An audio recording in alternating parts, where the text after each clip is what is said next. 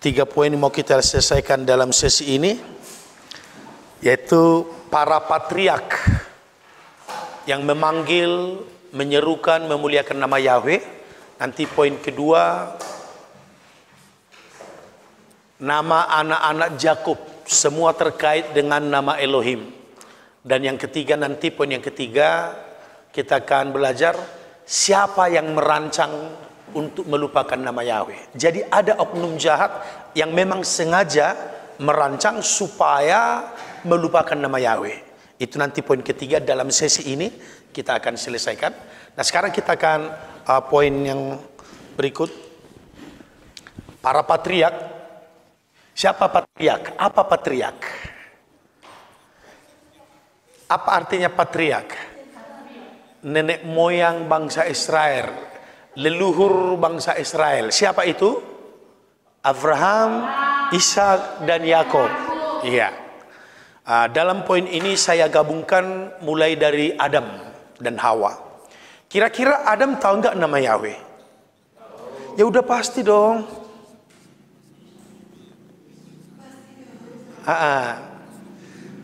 Nanti kita akan bahas juga itu di poin yang ketiga. Jadi yang pertama, contoh kita lihat ini Adam dan Hawa.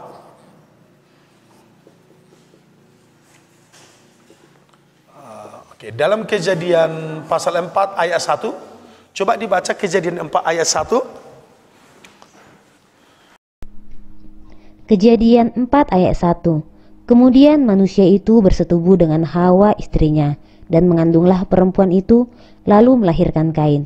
Maka kata perempuan itu, "Aku telah mendapatkan seorang anak laki-laki dengan pertolongan Yahweh." Nah, ketika Hawa melahirkan, dia memberi nama kepada anaknya Kain. Aku telah mendapat seorang anak laki-laki dengan pertolongan Yahweh. Nah, dari situ kita mengerti Hawa itu sangat mengenal nama Yahweh.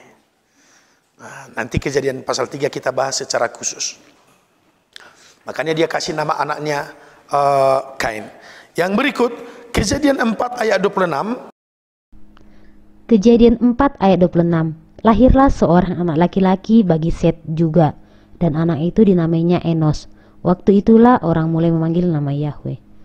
Di zaman Enos ketika lahir, jadi maksudnya di zaman itu orang mulai memanggil nama Yahweh secara menyeluruh. Artinya orang-orang di zaman Enos itu udah mulai rame ya. Udah rame.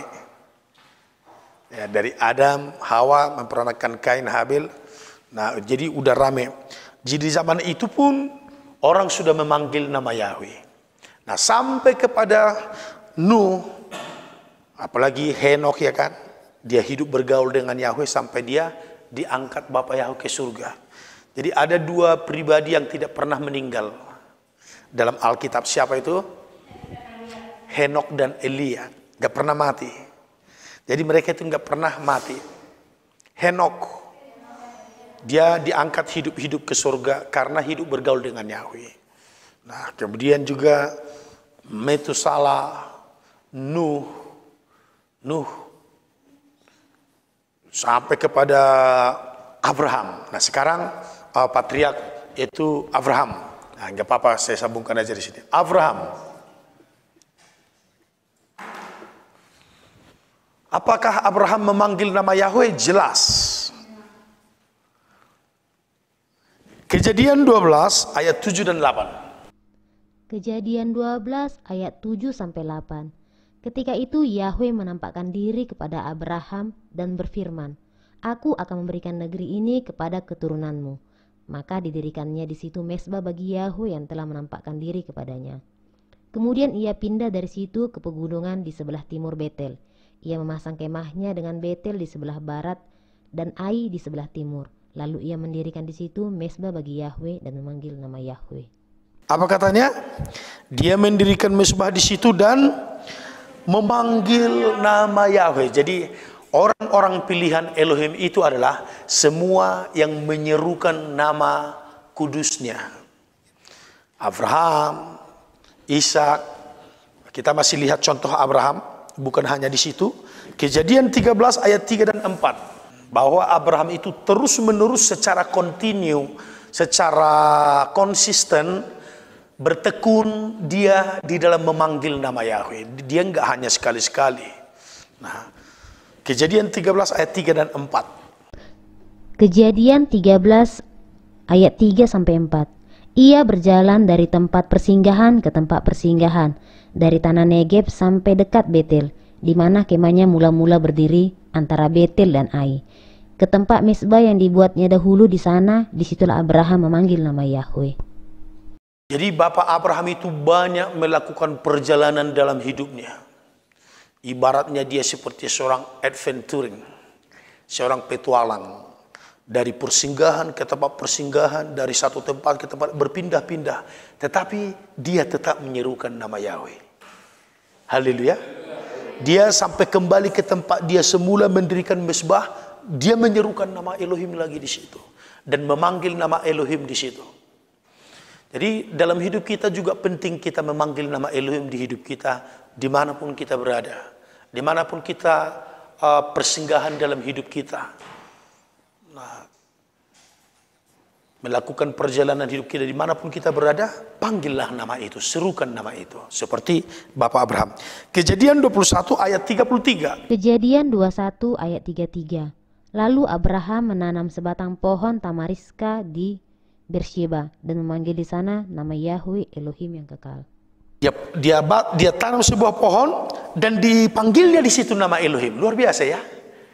Jadi dia tanam pohon itu mungkin sebagai suatu peringatan bagi dia bahwa dia menanam pohon itu untuk mengingatkan dia untuk menyerukan nama Yahweh. Haleluya. Ada banyak cara orang menyatakan imannya. Nah, ketika saya mengenal nama Elohim, nama kudus Elohim, anak saya ketika itu anak pertama kami masih dalam kandungan. Tapi saya mau menjadi pengingat, mengingatkan saya dalam hidup saya bahwa sebelum anak saya ini lahir, saya mengenal nama kudus itu, saya siapkan namanya. Sebelum dia lahir saya sudah siapkan namanya. Eliahmar, dari kata Eliah. Nah, nama lengkapnya itu sebenarnya kalau kita kan di terbitan lain Elia, padahal nama lengkapnya itu Eliah. Di Alkitab lain kan begini. Aslinya itu adalah seperti ini. Apa? Itu punya makna loh. Ini bukan hanya satu kata. Ini punya makna. Yahweh adalah Elohimku. Nama tokoh-tokoh di Alkitab itu selalu punya arti, punya makna. Cuman karena penterjemah membuatnya menjadi disederhanakan, menjadi kehilangan arti. Yesayahu itu nama lengkapnya. Kalau di lain Yesaya, disederhanakan semua. Samuel ada hanya huruf sin dia. Elisa ada hanya. Nama Elohim itu kan ada ha. Ha itu adalah sebenarnya hayah. Ini punya makna yang luar biasa loh. Apa hayah? Atau hidup? Hayah. Jadi orang suka menghilangkan satu huruf, padahal itu sangat bermakna. Itu sebabnya nama orang-orang Israel selalu dikaitkan minimal satu huruf. Entah ha, entah w-nya, entah yahnya, itu udah panjang. Yahezkiel,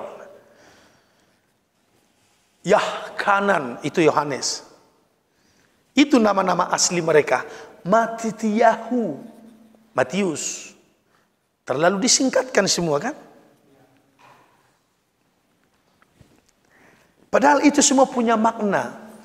Namanya Abram, ini dulu namanya bukan Abraham. Namanya dulu apa? Abram. Nggak ada ini.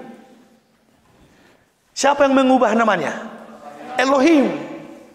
Engkau bukan lagi Abraham, tapi Abraham. Ditambahkannya ha. Bapak Yahweh menambahkan huruf H dalam nama Abram. Karena engkau menjadi bapa banyak bangsa. Bapa bangsa-bangsa. Jangan suka hilangkan satu huruf. Nah, di haleluya ini hilang hanya satu. Lengkapnya itu haleluya. Memang seperti itu di bahasa Ibraninya he lamet yod mem he haleluya. Kalau halil itu puji, terpujilah. Sama seperti tepilah.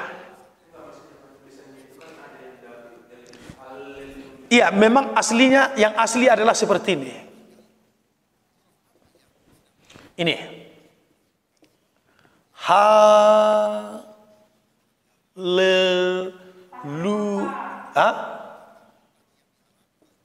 Itu haleluya.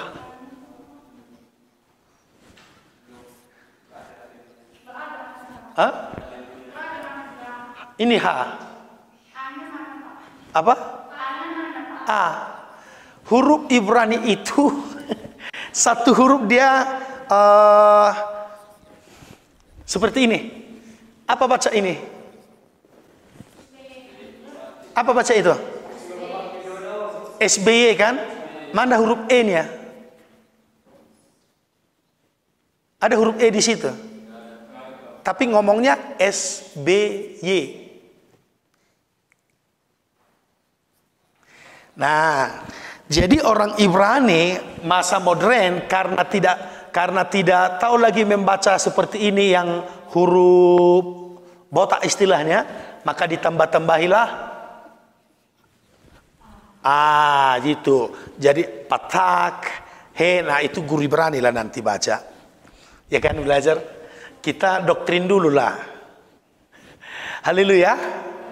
Nah, tapi itu jadi memang lametnya dua. Oke. Nah, saya hanya di sini menjelaskan bagaimana Abraham itu konsisten memanggil nama Yahweh, Patriark Abraham. Dan pentingnya dulu huruf Batak itu banyak H, sekarang rata-rata hilang hampir 100%. Yang mempertahankan huruf H dalam kosakatanya itu Batak Simalungun. Namatah itu orang Simalungun masih pertengahan. Orang Batak Toba, Natata. Nah, gitu. Jadi itu banyak H dalam kosakata bahasa Batak, tapi karena terlalu disederhanakan semua, jadi cenderung dihilangkan. Padahal satu huruf itu punya makna. H itu haya, itu adalah kehidupan, hidup.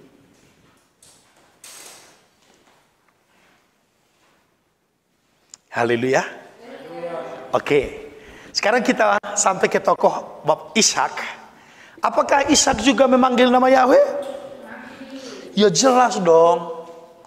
Kejadian 26 ayat 25.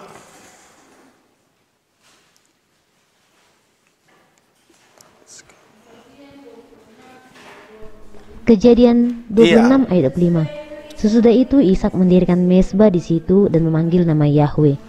Ia memasang kemahnya di situ, lalu hamba-hambanya menggali sumur di situ. Dia juga mendirikan mezbah dan memanggil nama Yahweh. Nah, dalam hidup kita, mezbah itu bisa secara fisik. Kami pernah ke kebun sama Opung sama Inang Rumondang. Maaf ya, sebentar ya. Halo. Ya, lagi di kelas nanti ya.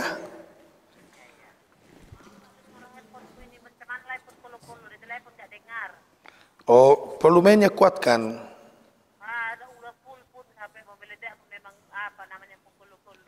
Oh, iyalah ya. Oke. Oke. Ishak juga mendirikan mezbah. Jadi di kebun kemarin itu ada 5 kebun kami jalani hari itu ya. Di PJ bisa mengatur. Nah, di setiap tempat itu kami buat suatu mezbah dan memanggil nama Elohim di situ, di kebun-kebun opung ini. Nah, jadi Abraham, Ishak juga melakukan hal-hal seperti itu. Nah, apakah kita sekarang perlu mengadakan seperti itu? Silakan saja sesuai dengan iman saudara. Tetapi mesbah itu juga bisa dibuat mesbah keluarga. Misalnya mesbah rohani tidak membuat suatu bentuk fisik, tetapi di dalam doa keluarga itu selalu memanggil nama Yahweh.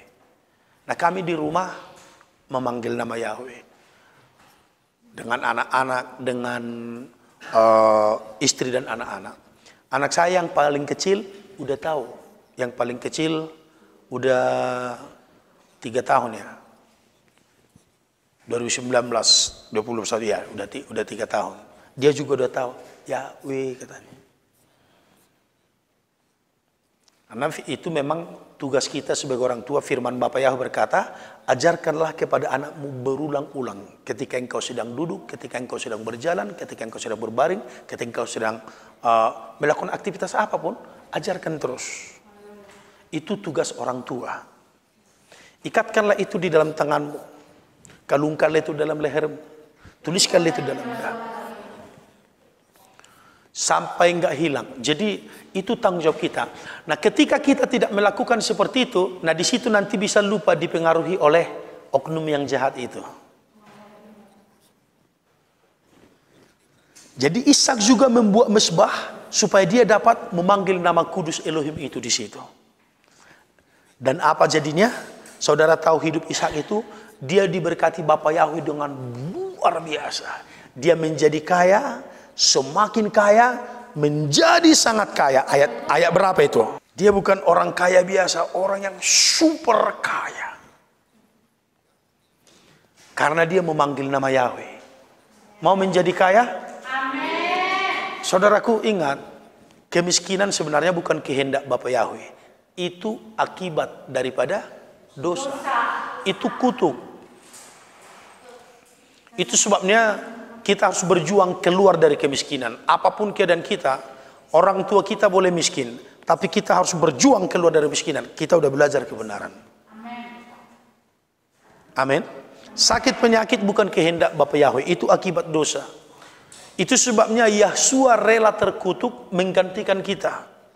Supaya karena kemiskinannya diubahnya kita menjadi kaya. 2 Korintus 8 ayat 9. Coba baca. 2 Korintus 8 ayat 9.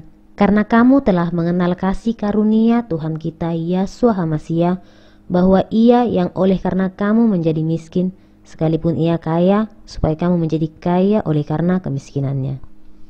Supaya kamu menjadi kaya. Bapa Yahweh berkehendak kita kembali ke posisi kita sebagai orang yang diberkati, menjadi kaya. Jangan anti kekayaan. Saya tidak anti kaya. Saya suka menjadi kaya. Walaupun sekarang belum kaya. Haleluya. Jangan kita katakan, orang kaya itu sombong. Siapa bilang?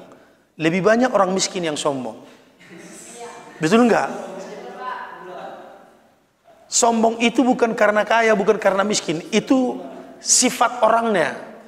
Memang ada orang kaya yang sombong, tapi banyak juga orang kaya yang murah hati, yang rendah hati, yang baik. Haleluya. Tapi lebih banyak lagi orang miskin yang sombong. Dia bikin falsafah dalam hidupnya, biar miskin tapi sombong. Wah, gak ketulungan lagi. Kemana lagi mau menyelamatkan seperti itu? Nah, yang saya mau katakan, ketika Ishak membangun mesbah, dia panggil nama Yahweh, Bapa Yahweh sangat memberkati dia. Usahanya diberkati 100%, bukan 60% kawan. 100%, 100 kali lipat, bayangin.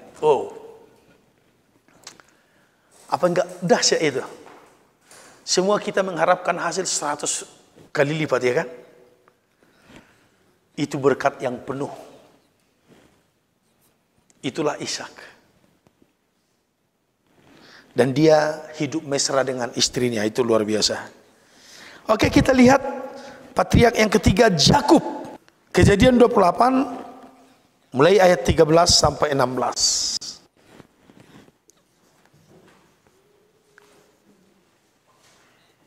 Oke, salah seorang membacanya. Kejadian 28 ayat 13 sampai 16. Berdirilah Yahweh di sampingnya dan berfirman, Akulah Yahweh Elohim Abrahammu, nenekmu, dan Elohim Ishak. Tanah tempat engkau berbaring ini akan kuberikan kepadamu dan kepada keturunanmu. Keturunanmu akan menjadi seperti debu tanah banyaknya, dan engkau akan mengembang ke sebelah timur, barat, utara, dan selatan. Dan olehmu serta keturunanmu, semua kaum di muka bumi akan mendapat berkat. Sesungguhnya aku menyertai engkau dan aku akan melindungi engkau kemanapun engkau pergi, dan aku akan membawa engkau kembali ke negeri ini, sebab aku tidak akan meninggalkan engkau melainkan tetap melakukan apa yang kujanjikan kepadamu. Ketika Yakub bangun dari tidurnya, berkatalah ia, sesungguhnya Yahweh ada di tempat ini dan aku tidak mengetahuinya. Jadi ketika itu Yakub dalam perjalanan ke Padan Aram, mau kembali ke rumah tulangnya. Ya kan? Siapa tulangnya? Si Rehuel. Siapa tulangnya? Silaban. Silaban. Jadi rupanya abangnya si Yakub siapa? Esau. Udah duluan kawin. 3 istrinya. 3 entah 2 ya. Si ada, ya kan? Rupanya Ribka, mamaknya si Esau dan Yakub, istri Ishak, tidak suka sama istri-istri siapa ini, si Esau ini, karena orang Kanaan. Mereka mungkin tidak tahu etika, mereka tidak menghormati nama Elohim. Gak suka. Suatu kali cerita si Ribka sama suaminya Ishak, kalau Yakub juga nanti mengambil perempuan dari negeri ini, kalau aku lebih baiklah aku mati, katanya. Jadi gimana? Ya suruhlah anak kita Yakub pergi ke rumah saudaraku si Laban, supaya dia mengambil putri dari sana. Nah gitu. Jadi dalam perjalanan itulah Yakub pergi. Nah di dalam perjalanan tidak ada tempat persinggahan. Nah dia masih di padang gurun, tapi matahari udah tenggelam. Lalu dia mengambil batu di tempat itu. Dia baringkan dirinya di situ, dia tidur di situ. Saya pikir pemberani banget juga si Yakub ini ya. Kalau ada serigala, ular kayak mana itu ya? Dia nggak pikir kayak gitu, nggak takut dia ya. Aku kalau kurenung-renungkan, hebat memang iman tokoh-tokoh ini. Dia tidurkan aja dirinya di situ. Kala jengking, serigala, ular kan banyak di situ. Tapi dia nggak takut, pede aja dia tidur di situ. Rupanya dia bermimpi. Elohim Bapa Yahweh langsung berdiri di samping dia dan dia berfirman kepada dia. Sesudah terbangun dia sadar, dia ketakutan, dia gemetar. Sesungguhnya tempat ini adalah rumah Elohim. Makanya disebut nama tempat itu Bet-El. Nah, lihat. Semua terlalu disederhanakan. Aslinya adalah seperti ini. Bet-El. Rumah Elohim.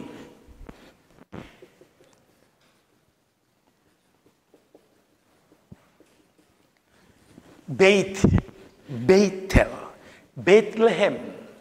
Apa artinya Bethlehem? Rumah roti. Betsaida. Apa Betsaida? Bethesda.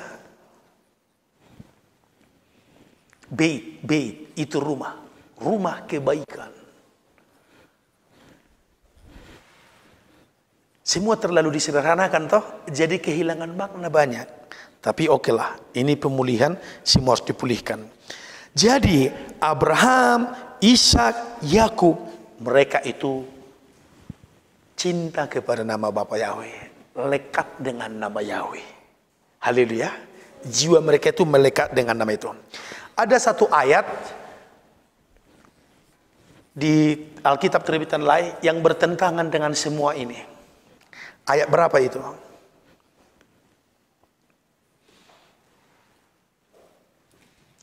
Nah inilah kalau salah terjemah.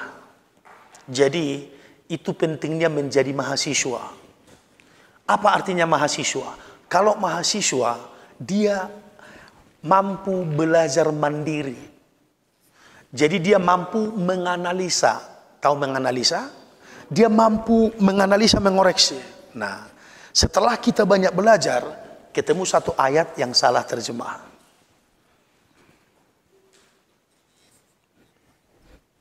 Loh, Pak, Bapak enggak takut itu apa? Tidak menghormati kewibawaan kitab suci. Kitab suci yang asli adalah yang dalam bahasa Ibrani, itu yang asli. Semua yang ada pada kita sekarang adalah salinan. Are you understand?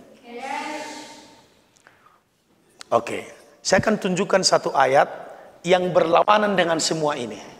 Khususnya ini, dengan yang ini. Di mana itu? Keluaran pasal 6 ayat yang kedua. Coba baca. Keluaran 6 ayat 2. Aku telah menampakkan diri kepada Abraham, Ishak dan Yakub sebagai Elohim yang Maha Kuasa, tetapi dengan namaku Yahweh aku belum menyatakan diri. Hah? Dengan nama aku Yahweh aku belum menyatakan diri. Loh, di sini udah menyatakan diri jelas. Ini masih kejadian loh. Betul nggak? Tapi di Keluaran kok dibilang aku belum menyatakan diri. Kok bisa berlawanan? Apa yang salah di situ? Itu sebabnya perlu terjemahan lain menjadi pembanding. Untuk mengkomparasikan, membandingkan. Sekarang baca terjemahan ILT misalnya. Yang punya Alkitab ILT coba. Nah, tidak seperti itu ILT. Ayo coba. Kalian kepunya ILT. Aku baca ya. Dan aku telah menampakkan diri kepada Abraham, kepada Ishak dan kepada Yakub sebagai El Shaddai, sama dengan Elohim yang Maha Kuasa, dan namaku Yahweh, bukankah aku sudah dikenal mereka? Beda toh? Bukankah aku sudah dikenal mereka? Kalau di terjemahan lain, dengan namaku Yahweh, aku belum menyatakan diri. Beda. Saya baca satu terjemahan yang lain, IMB, Indonesia Modern Bible. Ini menjadi mahasiswa perlu. Jadi di Alkitab kalian itu, Android kalian itu searching, download beberapa terjemahan supaya bisa menjadi pembanding. Di dalam terjemahan IMB, kok bahasa Batak? Oke. Aku telah menampakkan diri kepada Abraham, Ishak dan Yakub sebagai El Shaddai, Elohim yang Maha Kuasa, dan namaku Yahweh. Tidakkah aku telah dikenal mereka? Sama dengan ILT. Tidakkah aku telah dikenal oleh mereka? Kalau di Keluaran ini menurut Lai, dengan namaku Yahweh aku belum menyatakan diri, berlawanan dong dengan di sini. Udah menampakkan diri, udah memang nama Yahweh, masa belum menyatakan diri? Berlawanan. Itu makanya penting menjadi mahasiswa mandiri, belajar Alkitab. Jangan hanya dengar kata orang, belajarlah. Namanya pemulihan. Haleluya. Karena salah satu yang menyesatkan itu adalah penterjemah. Jadi ini saya bukan mau menghakimi siapapun, enggak. Di dalam satu sisi mereka telah menjadi berkat karena menolong banyak orang mengerti. Tapi satu sisi juga mereka banyak keliru. Urusan penghakiman itu milik Tuhan. Dan karena tidak ada manusia yang tidak salah toh. Tetapi salah satu penyebab banyaknya kesalahan adalah itu, penterjemah. Kita akan lihat nanti di sesi terakhir. Di sesi terakhir hari ini ya. Sebelum ke situ, nah kita akan lihat dulu bagaimana Yakub, keluarga Yakub ini saking melekatnya kepada nama Yahweh sampai semua anaknya lahir semua terkait dengan nama Yahweh.